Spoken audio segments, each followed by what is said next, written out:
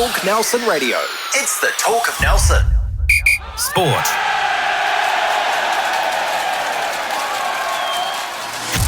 The Mako Rugby Roundup.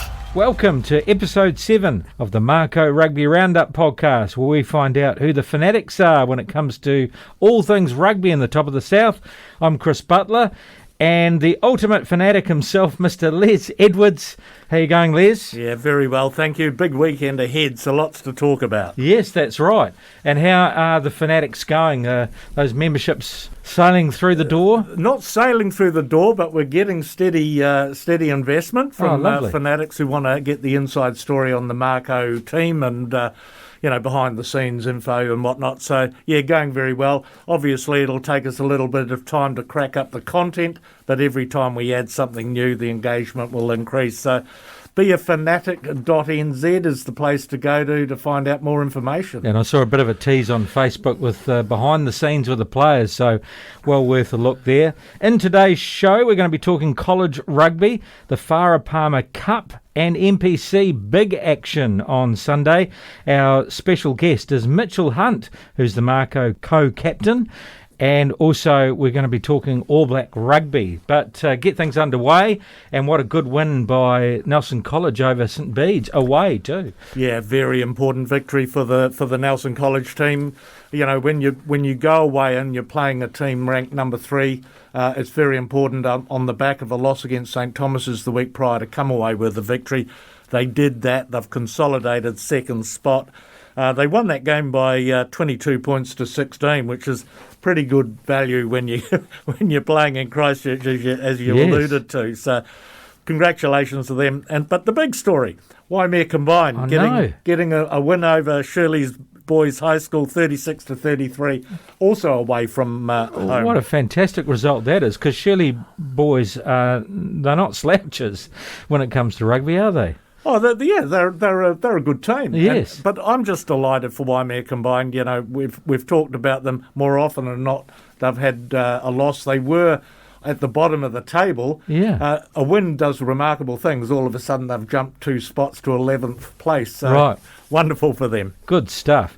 This week, the final round robin. So Nelson College in second place taking on Roncalli Araki combined. Yeah, and that's at 11 a.m. at the front field of Nelson College. So the last opportunity to watch them before the playoffs. Yeah, great stuff. And Waimea Combined are on a roll, but they do take on Christchurch Boys High School. Yeah, tough game. Waimea Combined now in 11th spot, taking the third place Christchurch Boys High School. Yeah. That's at 12 noon and that's at Waimea College. Yeah, so get along there and support the teams. Right, Les, it's finally here, the Tasman Mako season. And first of all, we're going to talk about the Farah Palmer Cup round 2 at Trafalgar Park 205. What a great game. Oh, I loved it. I was there, helping with the ground announcing, and I was hopeful of a very good performance, and they delivered. Yes. This Mako team just impressed the heck out of me, and we know Mel Bosman. I'm proud for her, yes, but most importantly, I'm pleased for the players. They just got stuck in right from the get-go, put some pressure on Taranaki. Their forward pack were willing workers. Their captain, Hannah Kelly, at halfback, really drove the team around relentlessly, and I think that's the right word to use with her. She's a relentless rugby player, never stops moving and doing her role. And Cassie Siatangi, the first 5, just controlled the second half once she had the wind at her back. So they got a good win by 27 points to 17 over the Taranaki Theo. Yeah, and great to see them on Trafalgar Park too. It was great rugby, and Taranaki are not a bad side either. So I thought it was a great performance. Yeah, the big thing there though is for the team. That actually gives them belief because it had been 12 matches straight without a win. So 13th time lucky, and they got up. And they deserve all of the congratulations in the world. It just lifts the soul, that's for sure. Right, this Sunday it's Farah Palmer Cup and NPC. It's a double header in Blenheim, and let's talk about first of all 11:35 a.m. The women take on North Harbour. Yes, they do. North Harbour are a bigger team, northern North Island side, so Yes. much bigger in the forwards than Taranaki. But this Mako team will go out there with really good intent. The gates are going to open at 11 o'clock, Chris, so, you can get there, get yourself a seat, and then start getting into watching the first match. So I'm very hopeful that the good form of our Mako women will continue. Yeah, and if it's good weather, we should be expecting a good crowd. 2:05, and it's the first hit out for our Mako men, and what a match up front, because Southland, traditionally, has always been a very difficult match. Yeah, they're a team that, it's a North versus South Island derby. There's a bit on the line. Last year we introduced the Clark Dermody Cup for contest between these two provinces, because Clark Dermody, as we know, played 90 games for them and co-coached us to a couple of premierships. So an important piece of trophy. Mitch Hunt will talk more about that in our interview. But yeah, as you say, that game's at 2:05 p.m. You can get tickets online at mako.nz. And importantly, if you buy online, you're going to save on the gate day sales price. So get in early, buy your tickets online, and enjoy a double header of Mako Rugby. You're with the Mako Rugby Roundup, and it's my absolute pleasure to welcome to the show Mitchell Hunt. Mitch is Mako 140. He's played 66 games, scoring 562 points, and is co-captain of the mighty Tasman Mako. Hey Mitch, welcome to the show. Man, 562 points. So that's second only to another first five. You may know him, Mako legend Marty Banks. So how does it feel to be in such company as that legend? Yeah, it's quite a hard case. Obviously, not really. Something as a player you sort of go out and sort of try and beat scoring records, or to achieve something like that. And I suppose more natural with a kicker, but no, it's a hard case, especially with me mate Banksy. He had a year at Tasman, and then obviously reconnected back with him this year down south. So no, he's a top man, and it's good to be sort of sharing that sort of leaderboard just underneath him.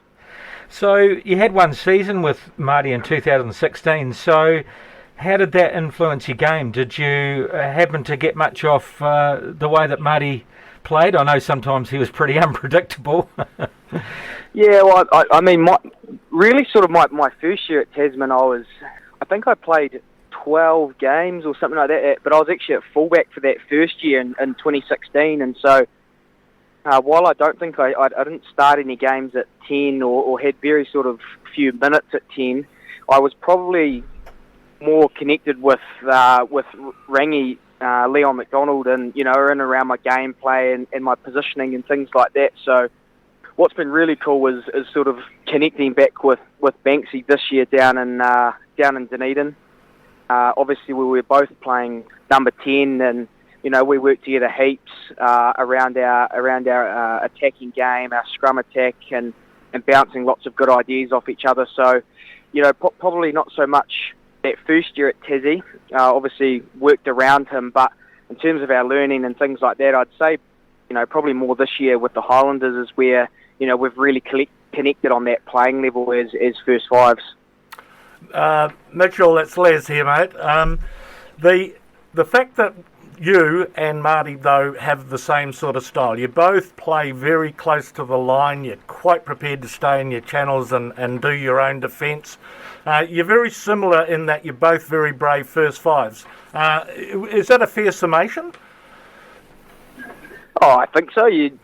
Often as a 10, you get picked on a wee bit in those channels and that, but personally, I quite enjoy it. Never sort of shied away in that sense, and I think that's especially important. For me as a smaller defender, you've got to sort of be able to stand up for yourself, I suppose, and enjoy the sort of the darker patches. I know as we preview teams and that, the first fives get picked on a fair bit, so I think fronting up there is important, and we both don't mind sort of getting into the dirty bit sometimes when we need to. Yeah, I also think that it's important for the Mako style that you play in attack close to the line rather than from the pocket, which both you and Marty, in my viewpoint, both did. In that 16 squad, your rookie year, who else made a really big impression on you and helped you, carry on with a career that's now up to 66 games for the Mako? Well, I guess joining that squad, there was still, at the time, a good chunk of, Mako boys that sort of turned things around in sort of that 2013, 2014 season. Guys like J-Lo, obviously Banksy, who else did we have? Shane Christie was still playing then. Even in that following year, I think we had Robbie Melnick back. So we still had a ton of those Mako boys that sort of took the organisation and that team into that winning realm of footy. They played some awesome brands in those 13, 14, 15 years, and obviously joining, there was still a handful of those boys. So it was just awesome to be a part of that group and amongst some of those individuals. I think Alex Ainley was maybe the captain for me in that first year. So obviously an original Mako, which is pretty special. Yeah, you couldn't possibly not learn off those guys. But also, though, your squad that year had an array of impressive rookies. I'll name a few of them for you. Finlay Christie, Andrew Makalau, your co-captain, mate, Quinn Strange, Shannon Frizzell and Ethan Blackadder, to name a few. So how cool was it to play and begin your journey with players of such calibre? Yeah, well, obviously there's always sort of a rookie crew, and for those sort of guys, they end up being, some of your best mates, just through that fact. You start a rugby journey together and you end up quite close, usually naturally around a similar age. And, for some of those boys I played some school rugby with, which was fantastic. Even Davey, only a year older than me, but, still growing up around him in athletics and obviously junior grade rugby and stuff. So very cool, and also just fantastic to see those boys sort of push on as well. Showing that Tasman now can provide a pretty healthy pathway, in terms of getting a career. And that's great now, which we're seeing how many careers are coming out of Tasman. So to see those boys kick on and make an All Black side is pretty awesome, really. Mitch, you went on to play for the Crusaders for 4 campaigns. You played 45 games, so actually not far off, 50 caps. But in 2020, you decided to move south to the Highlanders. So talk us through the thinking behind that move. Yeah, obviously for probably the majority of my time in Christchurch was sort of bench minutes or, replacement minutes and things like that. And, I've sort of said it a couple of times before. I really wanted to test myself just to see if I could or couldn't sort of handle the level of Super Rugby. And if it was to be that, maybe I went overseas in a couple of years post that Crusaders experience, I think that question would have eaten away at me for a very long time if I didn't give myself a crack or an opportunity to test myself properly. And I guess that was really the underlining sort of decision to head south, to test, to sort of fight for a starting spot in Super Rugby and see how I could handle things. And have you enjoyed that role of absolutely running the cutter for a Super Rugby team? Yeah, it's been great. It's, there is nothing different or, nothing better than actually getting out there and doing it and gaining that experience. And, I'm very comfortable at that level now around, running the game and making decisions and things like that. And, it's great to be able to now come back with those sort of feelings of confidence and help the group here at Tasman as well. So, I think the time down there has been valuable, a ton of learning and a ton of experience and confidence out of it too. And not a bad halfback. No, well that's the other thing there, awesome guy to have around. Yeah. Aaron Smith. A great leader too. Yeah, so last season you and Quinn Strange were given the co-captaincy of the Mako. So does captaincy or leadership come easily to you? I don't know. I guess it does a wee bit. I think it's always sort of been in a bit of my personality. I captained a few younger age grade stuff and the Nelson College First 15 and potentially a few rep teams growing up. And I don't know if this just sort of part of my personality, that it's always sort of been there. But it's obviously pretty special to sort of have that badge here at Tasman, and being homegrown to finally sort of, or to captain the side that I grew up watching. I think is pretty cool. Excellent. And your style, who do you model your captaincy style off? I don't think there's necessarily one person. It's probably changed a little bit in the last few years with just growth and understanding. Rugby's there's sort of multiple styles of leadership. You've got to make decisions on your own, or obviously with Quinny out on the field, but then we have a really good leadership group and our coaches and our other player leaders, which we all make decisions off the field around the team and the training and the content of what we do. So while there's captains, there's so many other guys that influence our decisions and influence the team as well. So there's a couple of different ways about it, but I don't think there's any one way. We're very collaborative. We work together, and obviously myself and Quinny would make those final calls on the field. Mitch, a difficult season last season with the COVID disruptions. 2021, well, it ended pretty close, didn't it? No cigar, going down to Waikato in the final. So have you moved on from that, and what's the mindset going into the 2022 season? Yeah, obviously a little bit of a roller coaster for us in terms of our season. Potentially losing a couple of games that maybe we shouldn't have lost, through our own doing. And then I guess a little bit of the same in that final, a few mistakes which led to some pretty easy tries out of them, which is a bit of a heartbreaker, but, it does fuel the fire to be better this year. And a lot of those younger boys that had those experiences now are into sort of their second or third years, which means it's now time for them to step up, as experienced young guys and sort of show the new rookies how to do things. But it's, you always have those sort of moments in the back of your mind, but obviously you want to focus forward and just be better. And, there's a new competition to try and sort of go out and win this year. Yeah, well, that segues nicely into what's coming up this weekend, an opening round match against Southland. The team's been named. You're not in it due to injury. Is there anything behind that, mate? Are you just resting up? Just having a little bit of just a bit of neck trouble, which is sort of giving me a few sort of referring pains up into the head and that. So just taking a few extra weeks for a bit of precaution, checking a few extra boxes to make sure I'm all good. Just don't want to sort of rush anything and put the body under a bit of stress. So I'm still training with the team, which is great. Still out on the paddock and helping out on that front. So hopefully a few weeks and I'm back into things. Excellent. Well, your health is most important, Mitchell. Look after yourself, and we want to see you back for the latter part of the season when you're ready. But Sunday's game, we're playing for the Clark Dermody Cup. Now, that's obviously special to the team. What are the team's chances of successfully defending it?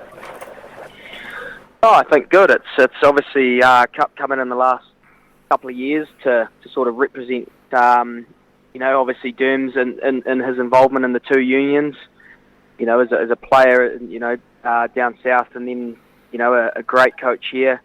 It's cool. He's been in and around the camp for a couple of days today, which is great to sort of see his face again. And, in terms of the game, we obviously had a good win in the pre-season against them last week.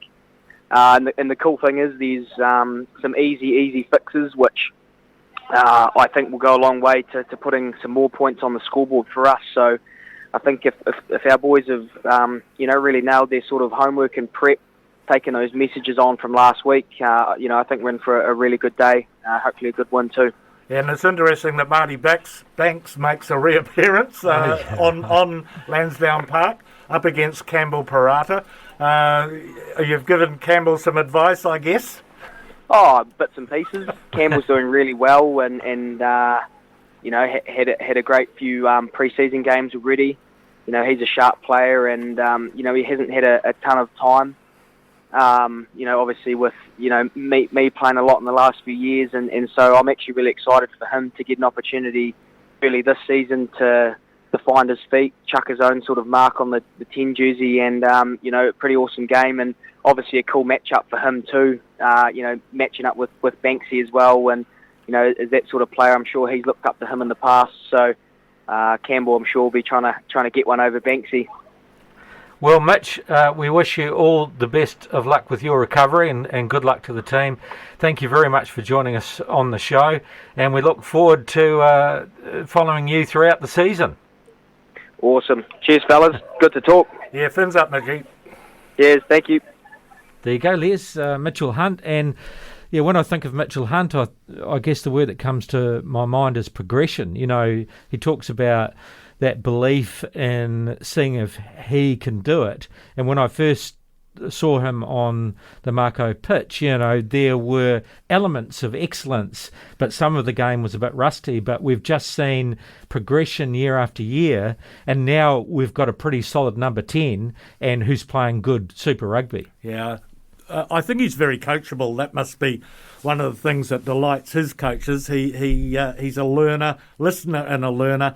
Look, I used the word brave in my interview with him, with one of my questions, I should say. And bravery is a real characteristic of Mitch. He has no fear. He plays so close to the line and defends his channel so well. To my way of thinking, he's the best first five that's ever played for the Mako. Well, there you go. And he said himself, look, I'm a small guy, but he does get in and defend too. Oh, he's awesome. Yeah. So good luck to you, Mitchell. Absolutely. Mitchell Hunt, the Mako co-captain.